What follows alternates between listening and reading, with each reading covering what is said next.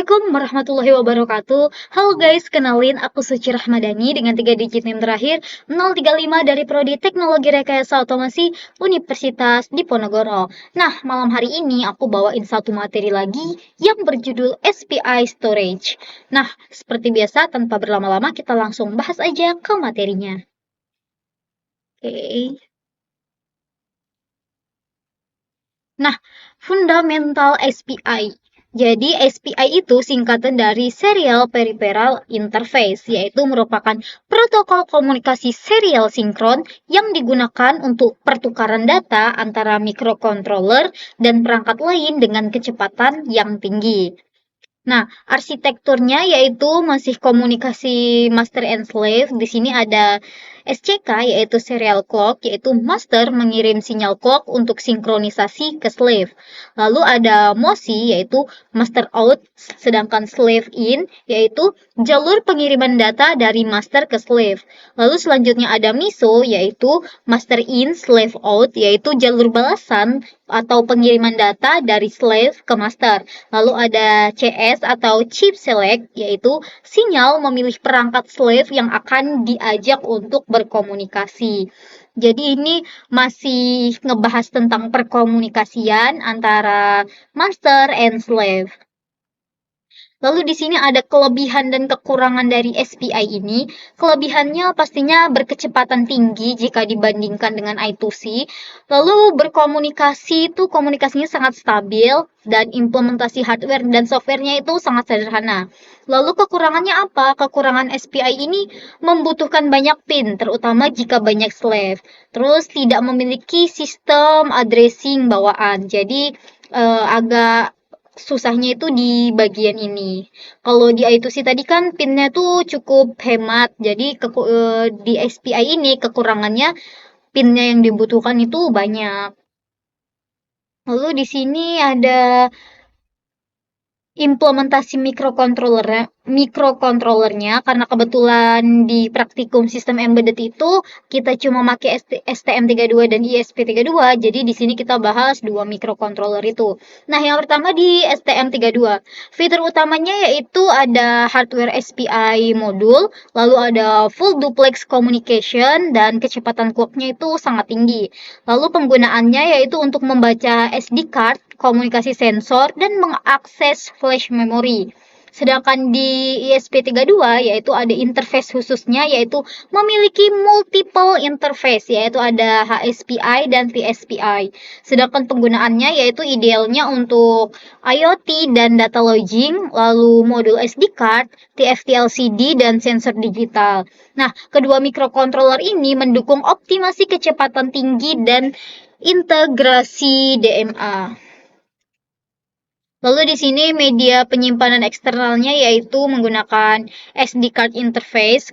Komponen fisiknya itu ada SD card modul, lalu level shifter atau penyesuaian tegangan. Terus ada SPI interface, sedangkan mode komunikasinya yaitu ada mode SPI dan mode SDIO. Lalu fungsi pada sistem embeddednya yaitu sebagai data logger, penyimpanan file sistem, dan penyimpanan log sensor monitoring. Nah, ini ada proses aliran data menuju SD card-nya. Yang pertama, mikrocontroller akan mengirim instruksi perintah baca atau tulis. Kemudian, SD card akan menerima dan memproses data tersebut melalui jalur SPI.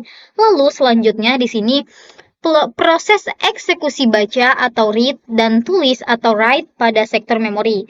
Dan yang terakhir yaitu data terstruktur dan disimpan secara permanen dalam file sistem. Nah, ini ada memori non volatilnya yaitu internal flash memory. Jenis memorinya di sini ada NOR flash dan NAND flash. Sifat utamanya itu penyimpanannya permanen, non volatil, yaitu datanya akan tetap tersimpan walaupun tanpa daya. Dan kecepatannya tinggi, dapat dihapus serta ditulis ulang.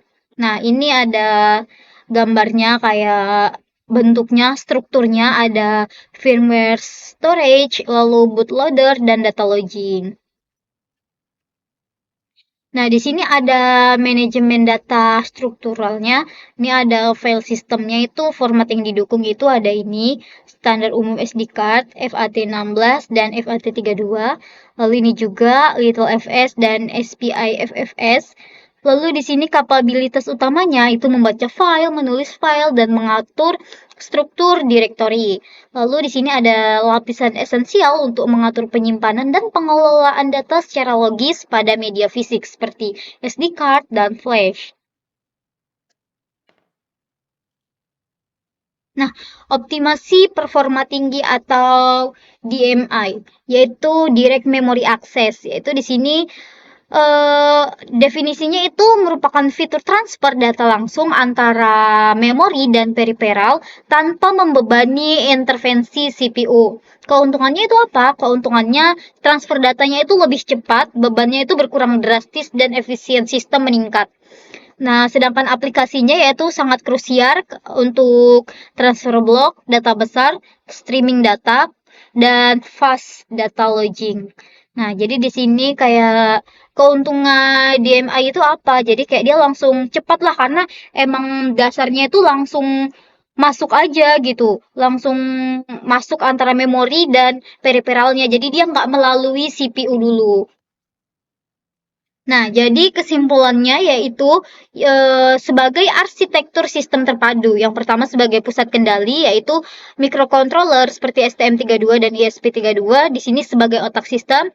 Lalu jalur komunikasinya di sini menggunakan protokol komunikasi SPI hardware untuk komunikasi serial berkecepatan tinggi.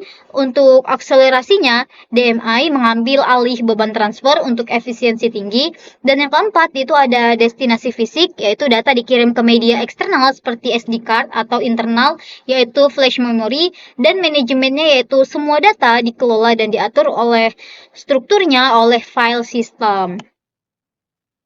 Oke, jadi setelah kita membahas materinya, kita langsung masuk ke simulasi hardware-nya aja. Nah, di percobaan kali ini kita menggunakan microcontroller yaitu ESP32. Lalu di sini kita juga menggunakan LCD dengan jenis TFT. Ini adalah contoh program yang kita gunakan. Nah, ketika di running nantinya di sini akan ada tulisan sesuai yang kita programkan akan tertampil di LCD TFT. Di sini tertulis tulisannya automation dan engineering. Ini akan bergantian tulisannya beserta warnanya sesuai program. Pada percobaan selanjutnya di sini kita menggunakan komunikasi antar mikro menggunakan ESP32 dan STM32. Di sini STM32 sebagai penerima menggunakan debugger, lalu di sini ESP32 sebagai pengirim. Nah, untuk outputnya sendiri sama menggunakan LCD TFT. Di sini kita menampilkan tulisan automation engineering di mana di sini untuk tulisan dan warnanya itu bisa kita atur dan kita sesuaikan di program. Ini kita menggunakan 2 mikro ya. Nah, di sini percobaan yang terakhir kita menggunakan ESP32 dengan SPI dan RTOS. Di sini setelah kita running terlihat di sini LED-nya itu ngeblink menandakan bahwasannya saat ini SD card-nya itu telah terbaca. Nah, di sini di serial monitornya itu terlihat bahwasannya SD card-nya itu saat ini ada 30 GB dan baru dipakai 3 GB. Lalu log ke 1, 2, 3, 4 itu menandakan beberapa kali SD card diakses. Di sini tuh sukses ketika LED-nya ngeblink. Lalu untuk wiringnya sendiri di sini pin 2 itu untuk pin data LED. Di sini yang lain tuh ada CS di 35, SCK di 19, MOSI di 18 dan MISO di 23. Lalu di sini juga ada PCC dan ground. PCC-nya itu kita menggunakan VIN.